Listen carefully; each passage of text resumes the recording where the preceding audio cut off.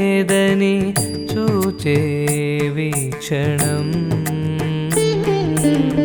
తానే బ్రహ్మమని బ్రహ్మమే తానని తెలిసే ఆ క్షణం అణువునణువునా వాడే నిండెరా జ్ఞానం జ్ఞేయం అంతా తానురా సత్యం తెలిపిన నాదమే వేదం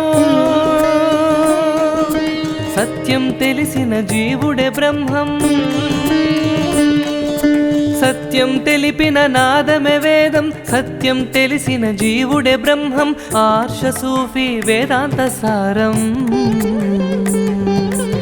ఆర్ష సూఫీ వేదాంత సారం విన్నా కన్నా కరమునందున మలకం బ్రహ్మైక్యం ప్రజ్ఞానం బ్రహ్మా ప్రజ్ఞానం బ్రహ్మా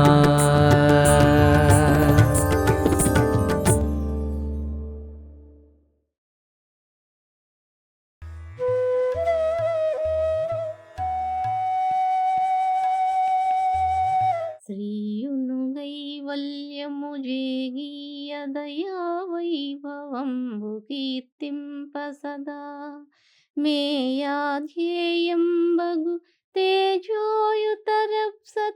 గూర్చు శుభ శతకంబుల్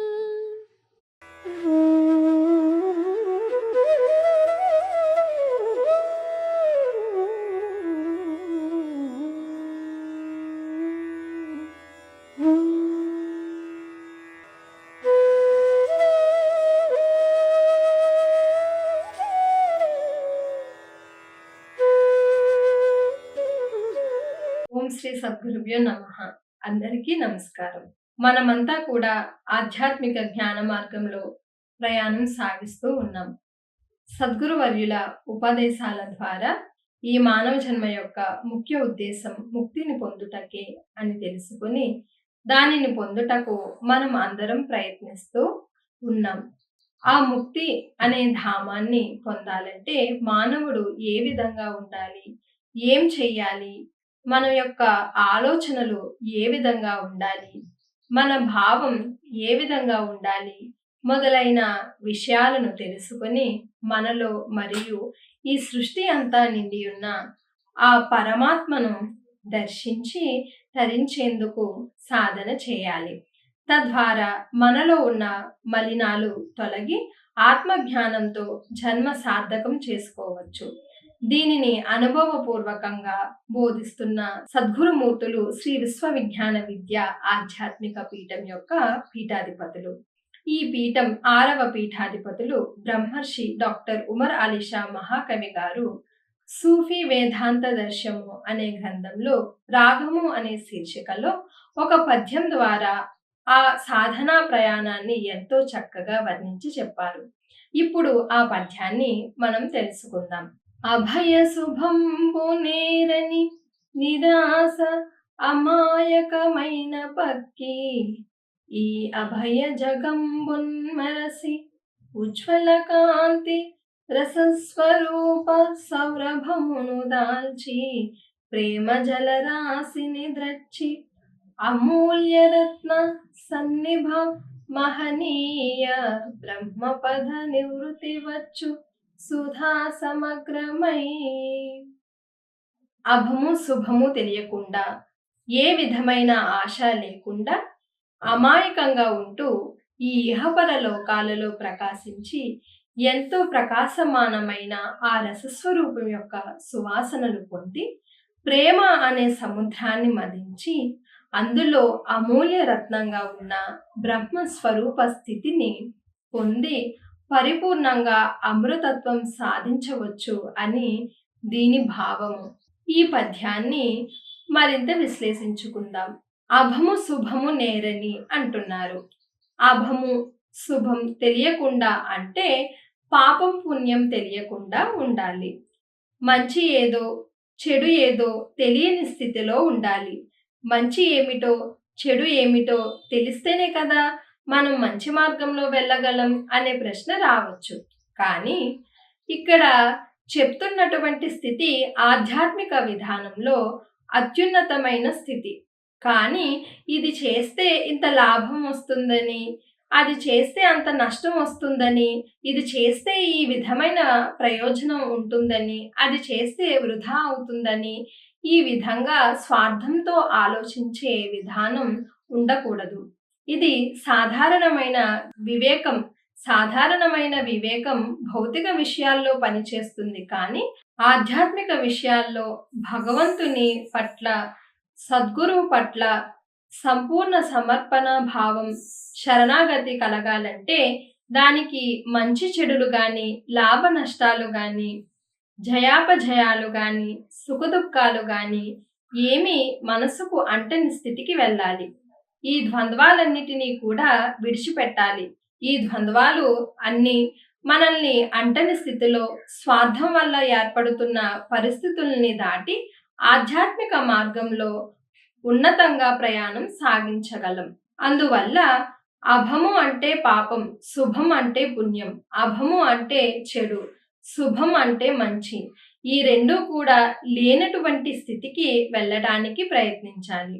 ఆ స్థితిలోనే అవధూతలు, సద్గురువులు, యోగులు, అవతారులు మొదలైన వారు ఉంటారు. జ్ఞానమజ్ఞానములు, కలిమిలేములు, ఘనాధికములు, బంధ మోక్షములు అన్నింటికీ అతీతమైనది కదా పరబ్రహ్మ స్థితి. కాబట్టి ఎల్లప్పుడూ స్వార్థంతో ఆలోచించి మనకు మంచియే కావాలని లేదా చెడు వద్దని ఉండకుండా రెండింటిని విడిచిపెట్టి రెండింటికి మించి ఉన్న ఆ జ్ఞానతత్వ స్థితి వైపు ప్రయాణం సాగించాలి. అందువల్ల ఈ రెండు తెలియకుండా నిరాశ అమాయకమైన పక్షి అంటున్నారు. ఇక్కడ నిరాశ అన్నప్పుడు నాకేమీ రాదు, నాకు ఏమీ తెలియదు అనే స్థితి కాదు. నిరాశ అన్నప్పుడు ఏ ఆశ లేనటువంటి స్థితి అని అర్థం. మనం ఏ పని చేసినా ఏదో ఒక లాభం ఆశించే చేస్తాం. అప్పుడు ఏం జరుగుతుంది? మనం ఆశించిన ఫలితం రాకపోతే మనసు ఎంతో దుఃఖిస్తుంది. కనుక కర్మణ్యే వాధికారస్తే మా ఫలేషు కదాచన అని కృష్ణ పరమాత్మ చెప్పినట్లు మనం ఏ పని చేసినా దాని ఫలితం ఆశించకుండా చేయాలి. అప్పుడే కర్మఫలం మనకు అంటకుండా మనస్సు పవిత్రంగా ఉంటూ జ్ఞానంతో ముక్తిని సాధించగలం. అలాగే అమాయకమైన స్థితి అని ఎందుకు అంటున్నారు అంటే, ఇంతకు ముందు చెప్పుకున్నట్లు ఆ స్థితిలో ఉన్న వారికి ఏమీ తెలియదు. వారు ఎల్లప్పుడూ ఆ దివ్య తేజస్సుతో అనుసంధానం కలిగి ఉంటారు. వారికి భౌతిక విషయాలు ఏమీ తెలియవు అంటావు. చిన్నపిల్లలు చూడండి, వారికి మంచి చెడు అని గాని, లాభం నష్టం అని గాని ఏమీ తెలియదు. అది అమాయక స్థితి. అటువంటి అమాయకపు స్థితికి చేరాలి. కపట భ్రాంతుల్ని, స్వార్థపు ఆలోచనల్ని విడిచిపెట్టాలి. ఆ విధంగా ఈ ఉభయ జగంబుల్ మెరసి ఉజ్వల కాంతి రసస్వరూప సౌరభమును దాల్చి అంటున్నారు. ఇహపర లోకాలలో ప్రకాశించి రసస్వరూపం యొక్క సువాసనలు పొందమని చెబుతున్నారు. ఇక్కడ ఒక విషయాన్ని విశ్లేషించుకోవాలి. అవధూతల యొక్క స్థితి ఎలా ఉంటుంది అని. అప్పుడే ఈ పద్యం యొక్క లోతైన భావం అర్థమవుతుంది. అవధూతలు ఈ సృష్టిలో ఉన్న అన్ని ప్రాణులలోనూ అంతటా ఆ పరమాత్మ చైతన్యాన్నే దర్శిస్తూ ఉంటారు. కనుక వారు ఎల్లప్పుడూ ఎంతో ప్రేమతో ఉంటారు. ప్రేమ స్వరూపులై ప్రశాంతంగా ఉంటారు. వారికి ఎవరి పట్ల ద్వేషం గాని, అహంకారం గాని, మమకారం గాని ఏమీ ఉండవు. అటువంటి స్థితికి మన మనసు చేరుకుంటే మన మనస్సులో దాగి ఉన్న ఆత్మ తేజస్సు వ్యక్తం కాబడి ఆ ఆత్మ తేజస్సు ద్వారా దివ్యమైన ఎంతో ప్రకాశమానమైన ఆ రసస్వరూపాన్ని దర్శించే అవకాశం కలుగుతుంది. ఆ రసస్వరూపం యొక్క సువాసనలు అనుభవంలో పొందినప్పుడు ఎంతో ఆనందం కలుగుతుంది. ప్రేమ జలరాశిని త్రచ్చి అమూల్య రత్న సన్నిభ మహనీయ బ్రహ్మపద నివృత్తి వచ్చు సుధా సమగ్రమై అంటున్నారు. ఆ రసస్వరూపం ప్రేమ స్వరూపమైనది కాబట్టి ఆ ప్రేమతత్వం అనంతంగా సముద్రంగా ఎప్పుడైతే మన మనసులో ఏర్పడుతుందో ఆ సముద్రంలో బ్రహ్మస్వరూప స్థితి అనే రత్నం లభిస్తుంది. సముద్రంలో ఎన్నో రత్నాలు ఉంటాయి. అందువల్లనే రత్నాకరము అనే సముద్రానికి ఇంకొక పేరు. రత్నాలకు నిలయం సముద్రం అన్నమాట. అలాగే ఈ ప్రేమ అనే సముద్రంలో కూడా రత్నం ఉంది. ఎంతో అమూల్యమైన రత్నం. దానిని 1000 కోట్ల ధనాన్ని వెచ్చించినా కూడా కొనలేని రత్నం అది. ఎన్ని వేల సంవత్సరాలు తపస్సు చేసినా కూడా లభించని ఒక గొప్ప రత్నం అది. ఒక అమూల్యమైన రత్నం. అది ఏది అంటే బ్రహ్మస్వరూప స్థితి. ఆ బ్రహ్మతత్వమే అద్భుతమైన రత్నం. దానిని పొంది ఆ బ్రహ్మస్వరూప స్థితిని పొంది సుధా సమగ్రమే అంటే పరిపూర్ణంగా అమృతత్వం మనలో ఏర్పడుతుంది. మన జీవితం యొక్క పరమార్థం తెలియబడి ఆ పరమాత్మ స్థితిలో అమృత స్వరూపులుగా మనం మారే అవకాశం ఏర్పడుతుంది. ఇదంతా కూడా సాధనలో అత్యంత ఉత్కృష్టమైన విధానంలో ఏర్పడే స్థితి. దాన్ని మనం పొందాలంటే మన మనస్సుని ఎల్లప్పుడూ నిర్మలంగా ఉంచుకుంటూ అంతటా ఆత్మను దర్శిస్తూ అందరికీ ప్రేమ పంచినట్లయితే ఆ అద్భుతమైన అభౌతికమైన ప్రేమలోనే ఆ ఈశ్వర తత్వం తెలియబడుతుంది. అప్పుడు ఈ ప్రేమే బ్రహ్మస్వరూపంగా మారుతుంది. మనల్ని అమృత స్వరూపులుగా తీర్చిదిద్దుతుంది. కాబట్టి ఈ పద్యం ద్వారా మనం ఏం తెలుసుకోవచ్చు అంటే ఏ విధమైన ఆశలు పెట్టుకోకుండా స్వార్థంతో ఆలోచించి భ్రాంతిలో పడకుండా అమాయకంగా ఉంటూ మన మనస్సును పవిత్రంగా మార్చుకుని ఆ పవిత్రమైన మనసులో రసస్వరూపం యొక్క కాంతిని దర్శిస్తూ దాని యొక్క సువాసనలు పొంది నిస్వార్థమైన ప్రేమను పొంది దాని ద్వారా బ్రహ్మస్వరూప స్థితిని సాధించే అవకాశం ఉంది. అప్పుడు అమృత స్వరూపులుగా మనం మారుతాం. ఆ విధంగా మనమంతా కూడా ఆధ్యాత్మిక జ్ఞానంతో ఆ అమృతత్వాన్ని సాగించే ప్రయత్నం చేద్దాం. అందరికీ నమస్కారములు. ఓం శ్రీ సద్గురుభ్యో.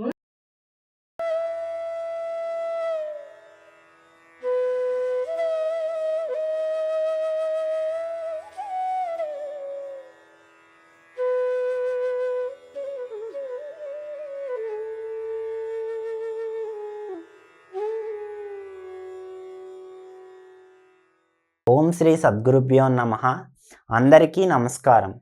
ఆధ్యాత్మిక తత్వంలో ప్రధానంగా చెప్పుకునే విషయం ఈ జీవితం ఒక కళ లాంటిది. కళలో ఉన్నంతసేపు కూడా మనం చూసేది, వినేది, గ్రహించేది, మాట్లాడేది అన్నీ నిజం అని అనిపిస్తుంది. కానీ మేల్కొన్నాక అది ఏదీ నిజమైనది కాదు, అది కళ అనే ఎరుక కలుగుతుంది. అలాగే మన దైనందిన జీవితంలో మనం అనుభవిస్తున్న ఈ కష్టాలు, సుఖాలు, బాధలు, రాగద్వేషాలు ఇవన్నీ కూడా శాశ్వతమైనవి, నిజమైనవి కావు. ఆధ్యాత్మిక సాధనతో సాక్షి స్వరూపంగా ఉండి చూడగలిగినట్లయితే, అంటే ఆత్మజ్ఞానం పొందితే ఈ జీవితం అనే కళ నుండి మేల్కొని మాయను తొలగించుకోవచ్చు. అప్పుడు జీవితాన్ని ఒక ద్రష్టగా, సాక్షిగా చూడగలిగే అవకాశం ఏర్పడుతుంది. అప్పుడు ఏ విషయాలు మనపై ప్రభావం చూపించలేవు. ఇదే ఆధ్యాత్మిక సత్యం. ఇది తెలుసుకుంటే జీవితం ఆనందమయం అవుతుంది. ఇటువంటి ఆధ్యాత్మిక సత్యాలను ఆవిష్కరించిన తత్వవేత్త, బ్రహ్మర్షి, కవిశేఖర డాక్టర్ ఉమరాలి షా సద్గురువర్యులు శ్రీ విశ్వవిజ్ఞాన విద్యా ఆధ్యాత్మిక పీఠం యొక్క 6వ పీఠాధిపతులు. వీరు సూఫీ వేదాంత దర్శము అనే గ్రంథంలో రాగము అనే శీర్షికలో ఒక పద్యం ద్వారా ఆనంద స్వరూపులుగా ఏ విధంగా మారవచ్చు అని ఇలా చెబుతూ ఉన్నారు. మాయను నీవు తెచ్చుకొని మాయను నీవు తొలంగలేక ఎన్నో అగచాటులను పడుచునుంటివి. చాలు స్వయంకృతాపరాధాయతమైన ఈ నిసిని అధఃపతితంబును చేసివేసి మైరేయము దిక్ప్రభాత సమరేఖల దాగే గ్రహించు తోషివై.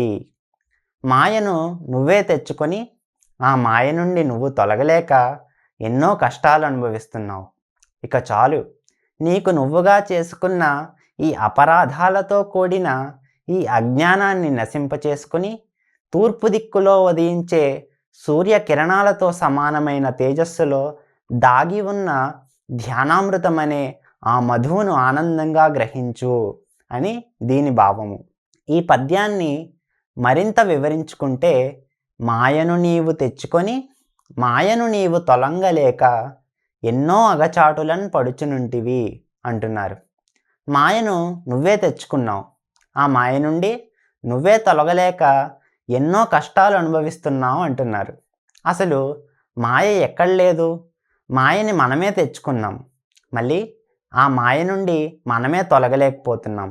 ఆ మాయ నుండి తొలగలేకపోవడం వల్ల ఎన్నో కష్టాలు అనుభవిస్తూ ఉన్నాం. దీన్ని క్లుప్తంగా మనం విశ్లేషించుకున్నప్పుడు, ఏదైనా ఒక విషయాన్ని మనం చూస్తూ ఉన్నప్పుడు, వింటూ ఉన్నప్పుడు కానీ సహజంగానే మనలో ఎన్నో ఆలోచనలు ఏర్పడుతూ ఉంటాయి. వాటిలో మంచి ఆలోచనలు ఉంటాయి, చెడు ఆలోచనలు రెండూ ఉంటాయి. కానీ సహజంగా చెడు యొక్క శాతం ఎక్కువ ఉంటుంది. వీటన్నిటికీ నిలయమే మనస్సు. మన జీవితంలో ఈ క్షణం వరకు మనం అనుభూతి చెందిన విషయాలు, తెలుసుకున్న విషయాలు, ఇవన్నీ కూడా మన మనస్సులో నిక్షిప్తమైపోయి ఉన్నాయి. ఆ నిక్షిప్తమై ఉన్న విషయాలన్నీ కూడా స్మృతుల రూపంలో మనకు అవి మళ్ళీ జ్ఞప్తికి వస్తూ ఉంటాయి. ఆ స్మృతుల రూపంలో దాగి ఉన్న ఈ విషయాలన్నీ కూడా మనకి ఆలోచనల రూపంలో మళ్ళీ వస్తూ ఉంటాయి. వాటిని అనుసరించి మనస్సులో వృత్తి ఏర్పడుతుంది. ఆ వృత్తిని ఆధారంగా చేసుకుని ఆలోచనలు ఏర్పడుతూ ఉంటాయి. ఆ ఆలోచనల్లో ఎన్నో ఊహలు ఏర్పడుతూ ఉంటాయి. ఇది మంచా, అది చెడా, కాదా, అవునా, కష్టమా, నష్టమా, ఇలా వెళ్తే బాగుంటుందా, ఈ విధంగా చేస్తే బాగుంటుందా, ఏ విధంగా వెళ్తే బాగుంటుంది, ఏం చేస్తే బాగుంటుంది, ఏం చేయాలి, ఇలా చేస్తే నష్టం వస్తుందా, లాభం వస్తుందా, ఈ విషయాలన్నీ కూడా ఆలోచనలే. గత జ్ఞానం ఏదైతే ఉందో అది స్మృతుల రూపంలో మనస్సులో ఉండి, ఆ విషయాలన్నీ కూడా సంశయాల రూపంలో మానసికంగా మనలో వ్యక్తం కాబడేలా చేస్తూ ఉన్నాయి. ఈ ఆలోచనలన్నీ కూడా ఏం చేస్తున్నాయి? సత్యాన్ని గ్రహించనివ్వకుండా మనలో మాయని ఏర్పరుస్తున్నాయి. ఏది అసత్యమో, ఏది నిజం కాదో అటువంటి విషయాలన్నీ ఆలోచన రూపంలో మనస్సు చూపిస్తుంది. సత్యం ఆలోచనలకు అందనిది, ఆలోచనలకు మించి ఉన్నది సత్యం. మన మాటలతో చెప్పలేనిది సత్యం, మన చూపులతో చూడలేనిది సత్యం, మన మనస్సులో ఈ విధంగా ఉంటుంది అని ధ్యానించడానికి వీలు కానిదే సత్యం. ఆ సత్యాన్ని పొందే మార్గంలో మనమే స్వయం కల్పితంగా మాయని తెచ్చుకొని పెట్టుకున్నాం. ఈ మాయ అంతా కూడా ఎక్కడి నుంచో రాలేదు, మనమే ఆలోచన రూపంలో తెచ్చుకుంటున్నాం. దాన్ని మనమే ప్రశ్నించుకుంటున్నాం. దానికి సమాధానం దొరకక మనమే బాధపడుతూ ఉన్నాం. ఆ ఆలోచన ఏ మార్గంలో వెళ్ళినా బాధపడుతూ ఉన్నాం. ఆ ఆలోచన ఏ విధంగా ఉన్నప్పటికీ కూడా మనం దాని నుండి తొలగలేక, దాన్ని ఎదుర్కోలేక, ఆ పరిధిని దాటలేక భయపడుతూ భ్రాంతిలో ఉండిపోతూ సత్యాన్వేషణ వైపు ప్రయాణం సాగించలేక, సత్యాన్ని తెలుసుకోలేక జీవితాన్ని గడిపేస్తూ ఉన్నాం. ఎన్నో కష్టాలు అనుభవిస్తూ ఉన్నాం. అందువల్లనే ఎన్నో అగచాటులను పడుచునుంటివి అంటున్నారు. ఎన్ని కష్టాలు పడుతున్నావు, చాలు, ఇక చాలు, ఇప్పటి వరకు జరిగింది చాలు, ఇక మీదన్నా మేల్కో అని చెప్తూ ఉన్నారు. స్వయంకృతాపరాధాయతమైన ఈ నిశిని, అంటే నీకు నువ్వుగా చేసుకున్నటువంటి అపరాధాలతో కూడుకున్న ఈ అజ్ఞానాన్ని తొలగింప చేసుకో అంటున్నారు. మనంతట మనమే అజ్ఞానంలో పడుతున్నాం, మనంతట మనమే భ్రాంతిలో చిక్కుకుంటున్నాం, మనంతట మనమే అరిషడ్ వర్గాలను ఉద్రేకం చేసుకుంటున్నాం, మనంతట మనమే ఇంద్రియాల వ్యామోహాల్లో చిక్కుంటున్నాం, మనంతట మనమే ఎన్నో కోరికలు ఏర్పరచుకొని వాటి వలయాల్లో పడి బయటికి రాలేక దుఃఖాలకు గురవుతూ ఉన్నాం. వాస్తవంగా ఆధ్యాత్మిక భావనతో పరిశీలిస్తే మనంతట మనం చేసుకునే ఈ తప్పులన్నిటినీ కూడా సరిదిద్దుకునే అవకాశం ఏర్పడుతుంది. ఆ విధంగా అజ్ఞానాన్ని మనం నశింపచేసుకోవాలి. ఈ నిశిని అధఃపతితంబును చేసివేసి, అంటే ఆ చీకటిని క్రిందకు అణిచివేయమని చెప్తున్నారు. ఈ అజ్ఞానాన్ని మొత్తాన్ని కూడా అణిచిపెట్టి ఉంచాలి. నిశి అంటే రాత్రి, అనగా చీకటి అని అర్థం చేసుకోవాలి. చీకటి అజ్ఞానానికి ప్రతీక. చీకటిలో ఉన్నప్పుడు ఏ వస్తువును ఎలాగైతే పొందలేమో అలాగే అజ్ఞానంలో ఉన్నప్పుడు ఆత్మ వస్తువును పొందలేం. అందుకని ఈ అజ్ఞానాన్ని తొలగించుకోవాలి. దాన్ని అణిచివేసి ఏం చేయాలి? మైరేయము దిక్ప్రభాత సమరేఖల దాగే గ్రహించు తోషివై అంటున్నారు. ఇక్కడ మైరేయము అంటే ధ్యానామృతము అనే మధువు. మధువు అంటే మద్యం. ఆ మద్యం ఏది అంటే సమాధి స్థితిలో ఏర్పడే ధ్యానము అనే అమృతం. అది ఒక గొప్ప తన్మయత్వ స్థితిని కలిగిస్తుంది. అది నిర్వికల్ప సమాధి స్థితిలో మనలో అంతర్గతంగా ఉన్న చైతన్యాన్ని ఆస్వాదించే దివ్య స్థితిని అనుభవింపచేసేలా చేస్తుంది. ఆ సమాధి అవస్థలో పొందే అమృతమే ఈ ధ్యానామృతము. అదే మైరేయము అని ఇక్కడ చెప్పబడింది. అది ఎక్కడ దాగి ఉంది అంటే దిక్ప్రభాత సమరేఖల దాగే అన్నారు. తూర్పు దిక్కులో ఉదయిస్తున్న సూర్యుడి యొక్క కిరణాల్లో ఆ తేజస్సు దాగి ఉంది. సూర్యోదయాన్ని మనం చూసినప్పుడు చీకటి పొరలన్నిటినీ కూడా చీల్చుకుని సూర్యుడి కిరణాలు వస్తూ ఉంటాయి. ఆ సూర్యుడి యొక్క ఎర్రటి కిరణాలని మనం చూస్తూ ఆ కిరణాలు మనలోకి ప్రసరింపబడుతూ ఉన్న భావంతో ఆ ప్రకారమైనటువంటి గొప్ప భావ సంకల్పంతో ఆ సాధన మనం చేయగలిగినట్లయితే ఆ ఎర్రటి సూర్యోదయ కిరణాల్లో గొప్ప తేజస్సు దర్శించే అవకాశం ఏర్పడుతుంది. దానితో సమానమైన తేజస్సు మన మనస్సులో కూడా దర్శించవచ్చు. అప్పుడు ఆ ధ్యానామృతం మనం పొందగలం.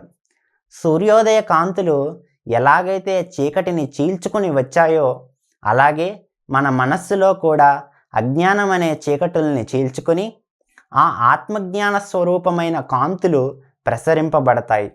ఆ విధంగా ఎర్రటి కాంతుల్లోకి మనం తీక్ష్ణమైన దృష్టిని కేంద్రీకరింపచేస్తూ చూస్తూ దానిలో తన్మయత్వాన్ని పొందగలిగినట్లయితే మనలో నుండి కూడా ఆ విధమైన కాంతులు ఆ అజ్ఞానపు పొరల్ని చీల్చుకొని మానసికంగా వ్యక్తం కాబడతాయి.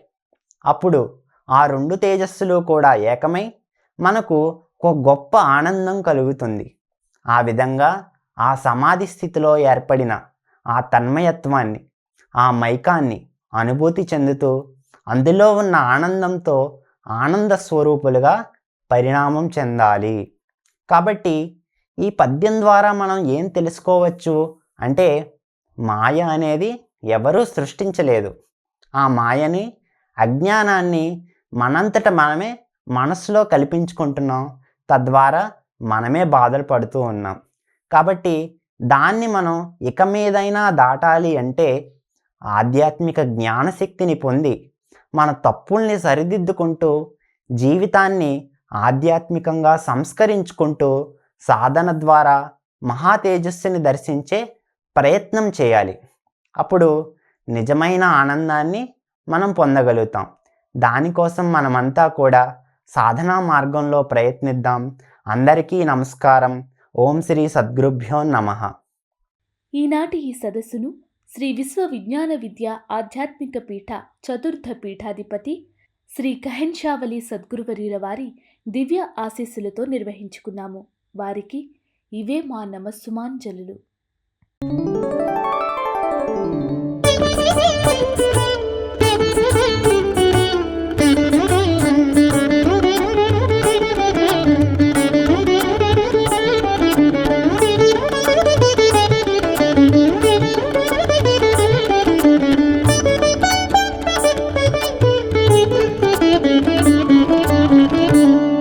ప్రజ్ఞానం బ్రహ్మ